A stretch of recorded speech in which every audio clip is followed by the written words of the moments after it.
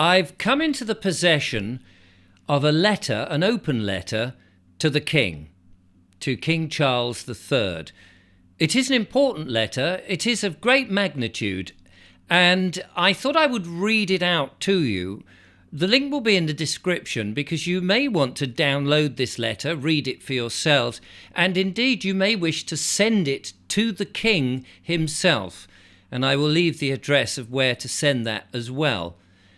This is of great importance because we are in a very difficult time with governments that are not acting, it would appear, in our interest. So here is the letter. You make up your mind whether you wish to send it or not. It is petition of right, claim of right of redress and remedy of grievance. His Royal Highness King Charles III. Your Majesty, we the people below, undersigned, being born, as the case may be, to the lands known respectively as England, Scotland, Wales, Northern Ireland, and the Commonwealth, seek urgent intervention from His Majesty to address our serious concerns surrounding the criminal acts being committed against us by the UK government and Parliament. Since July 2023, many thousands of men and women across Britain have written to and emailed the Prime Minister, Rishi Sunak, and all sitting members of Parliament, removing our consent to be governed by any corrupt, compromised, belligerent, criminal government or Parliament, and that we will not comply. We demanded that they stand down and must no longer receive any more public money. The government and Parliament no longer represent the interests of the people. They represent corrupted and unelected corporations and foundations.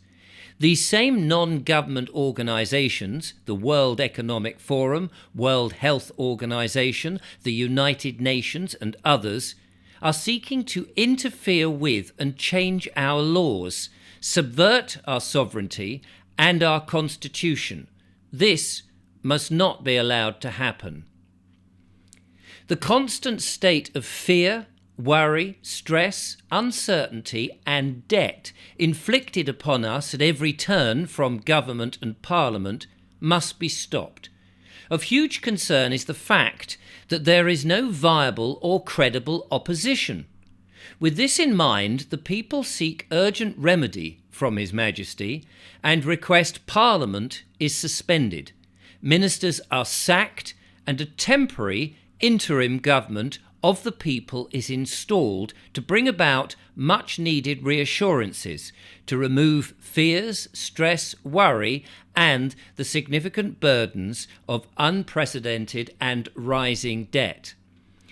Our supreme protection is His Majesty's obligation under the coronation oath. This oath is a signed contract between His Majesty and the people. The duties arising from the relationship of sovereign and subject are reciprocal.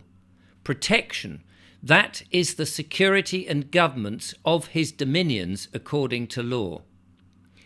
It must be observed that the prerogatives are vested in His Majesty for the benefit of his subjects, and that His Majesty is under and not above the law.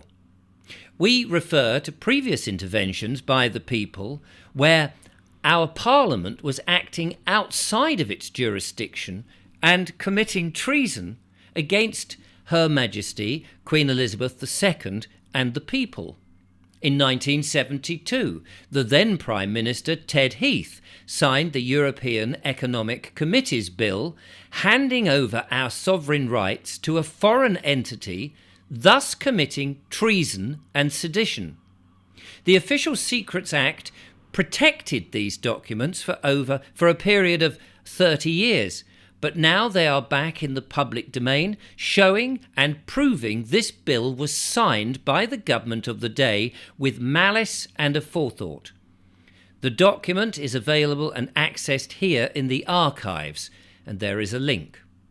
Sir, Your attention is also drawn to the 23rd of March 2001.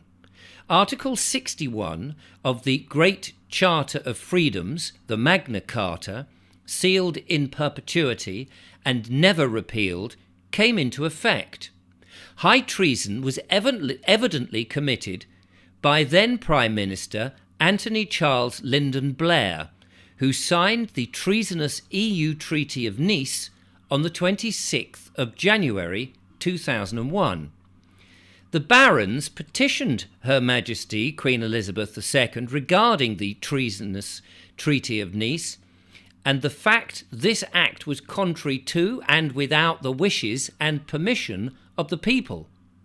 Her Majesty was duty-bound to protect the realm and thus acted in breach of her coronation oath, a signed and binding contract to protect and serve the people under God.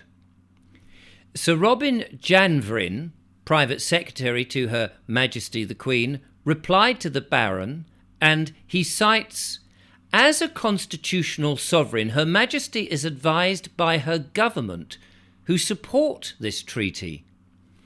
If this be the case, since 2001, Her Majesty Queen Elizabeth II was in clear breach of the coronation oath, and this has very serious and far-reaching implications.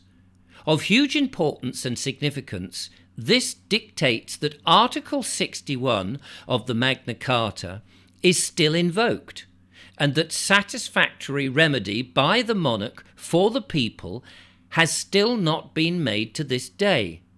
So it is clear that no one, neither sovereign, nor parliament, nor government, nor people, may tamper with, dismantle, destroy, or surrender our constitution. We are all tenants of it and trustees. We inherited these rights, and we have a supreme responsibility to pass them in good order for future generations. They are not ours to discard or diminish, which is why the oaths of allegiance place an essential limitation on Parliament's power and on the monarch, and for that very reason the coronation oath is crucial. Sir, the coronation oath is a moral obligation, a religious obligation, a sworn obligation, a contractual obligation, a statutory obligation, a common law obligation, a customary obligation, and an obligation on all who swear allegiance. It is the duty of government, and it is sworn for the nation, the Commonwealth, and the dominions. Therefore, the coronation oath is the peak of a pyramid, and all subsequent oaths are bound by its limitations. We are in unprecedented times, and the people of Britain are victims of many grievous crimes at the hands of this rogue and belligerent government and parliament. The most important duty of the monarch is for the protection of the people and the safeguarding of our land and our constitution. Your loyal subjects are being persecuted by the incumbent government and parliament. The many cries for help and assistance made to the police, the judiciary, and the civil service are being willfully and deliberately ignored. Why? We respectfully bring to your attention the following powers bestowed upon the monarch. I'll read that again. We respectfully bring to your attention the following powers bestowed upon the monarchy. Constitutional arbitration. In times of crisis, as with a hung parliament, the lack of an automatic choice of prime minister or an unjustifiable and unnecessary request for a dissolution of parliament, the monarchy provides an impartial and non-political arbiter, like an umpire called in when players cannot agree. It would also be able to intervene if the government acted unconstitutionally by, say, putting the opposition in jail, abolishing elections, or instructing the police not to prosecute members of the government for criminal offences. Sir, Right now, many obvious criminal offences are being committed against us and have been since March 2020. The police have willfully ignored our many requests for help and blatantly dismissed a vast amount of irrefutable and damning evidence of crimes being committed by government ministers.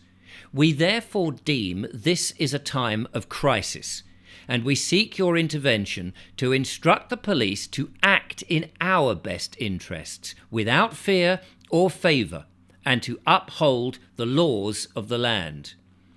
The powers of royal prerogative include, but not are limited to, the power to appoint and dismiss the Prime Minister, the power to appoint and dismiss other ministers, the power to summon, prorogue and dissolve Parliament, the power to make war and peace, the power to command the armed forces of the United Kingdom, the power to regulate the civil service. Our borders are not secure, and we are being invaded by hundreds of thousands of fighting-age men from foreign shores. This is a threat to our security, and our women and children are at risk of harm. This is costing us, the taxpayer, upward of £8 million per day to house these illegal immigrants in 3, 4 and even 5-star hotels. All of this is happening while we have an epidemic of homelessness of our own men and women, and this includes many of our own hero veterans. How is this allowed to continue? Sir, we therefore deem this is a time of crisis, and we seek your intervention to instruct our Royal Navy to patrol and protect our waters and our borders from a criminal invasion. We are the victims of a rogue and criminal government and parliament. We are asking you to exercise your sovereign powers and to protect the people, our borders, our land, our constitution, our country and our future. Child sexual abuse and human trafficking continues unabated. We are facing a mental health crisis. Our young men and women are suffering the most. Our children are being sexualized, indoctrinated, and confused by a wicked and evil agenda regarding gender transitions and reassignments. This must stop. Our food and water are being deliberately contaminated, exasperated by constant spraying of our skies with chemtrails. We have exhausted every legal avenue demanding the crimes being perpetuated against us are stopped. We are seeing a catastrophic amount of excess deaths, all since the rollout of the very dangerous, unsafe and ineffective COVID-19 injections. Despite the vast amount of evidence clearly pointing to the injections causing mass death and harms, they continue. The harrowing treatment and mass democide of our elderly using end-of-life drugs in the hospitals and care homes is an indelible stain on our nation, our morality and our souls. May God Almighty forgive us all for allowing these wicked and evil acts to have happened. The following ministers, police forces, military organisations, governing bodies and regulators have been contacted many times by thousands of people from all over the British Isles via phone calls, emails, letters, face-to-face interactions and many meetings. Yet, all are either ignored or dismissed, and the crimes and harms continue. 1.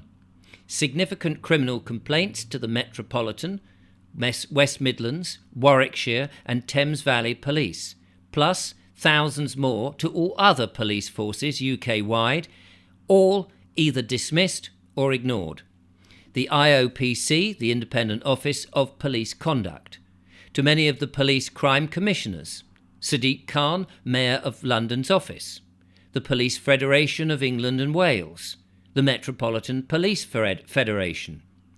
Direct to Sir Graham Brady, MP, head of the Conservative 1922 Committee, in a meeting with 16 world-renowned experts in September 2021. Direct to Nadeem Zawari, MP Vaccine Minister. Direct to Theresa Coffey, MP Health Secretary. Direct to Chris Philp, MP Policing Minister. UK HSA Head Office. NICE Head Office. NHS Head Office. Direct to Cressida Dick, former Commissioner of the Met. Direct to Stephen House, former Acting Commissioner of the Met. Direct to Sir Mark Rowley, current Commissioner of the Met. Direct to Baroness Hallett, Chair of Independent Inquiry. Direct to Hugo Keith, lead barrister at Independent Inquiry. Direct to Andy Cook, head of Her Majesty's Inspector of Constabulary. Direct to the Association of Crime Commissioners and Chief Officers. Direct to General Sir Mark Colton Smith, head of the British Army. Direct to the High Court in London. Direct to the International Criminal Court in The Hague, December 2021. Multiple submissions to the MHRA. Multiple submissions to the GMC. Direct to Lord Chancellor Robert Buckland. Direct to Lord Chief Justice Burnett. It is incomprehensible. Only one MP in Parliament is raising the alarm, representing the people and trying to protect our country, and that MP is Andrew Bridgen. Yet he is ridiculed, investigated, deplatformed and openly mocked on social media. But of more concern, he is abused by his colleagues while carrying out his duties in Parliament. This is overt bullying of the worst kind towards a democratically elected representative of the people and our country he so honourably serves. The rights and protections of the people are laid out in the Great Charter, the Magna Carta of 1215, and in particular we refer to Article 61. The Magna Carta and the Declaration of Rights are contracts between the sovereign and the people. They are not statute laws, therefore they cannot be repealed. Both were claimed to be self-evident freedoms existing by right equally, and both were based on a concept of permanence. Sir, if you choose not to intervene, as is your sworn duty and royal prerogative, the people will have no choice but to protect their families, their properties and their country from this belligerent government and Parliament. The willful and ongoing failings of our public paid servants, the police, the judiciary and the civil service leads us to fend for ourselves. How can this be?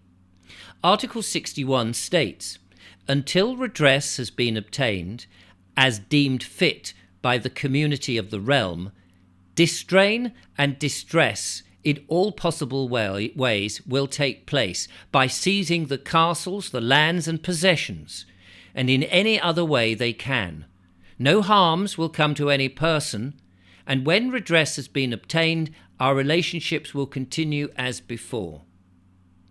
Your Majesty, we are at your mercy and seek your immediate intervention in order to save lives, save our country, and to save and protect our Constitution.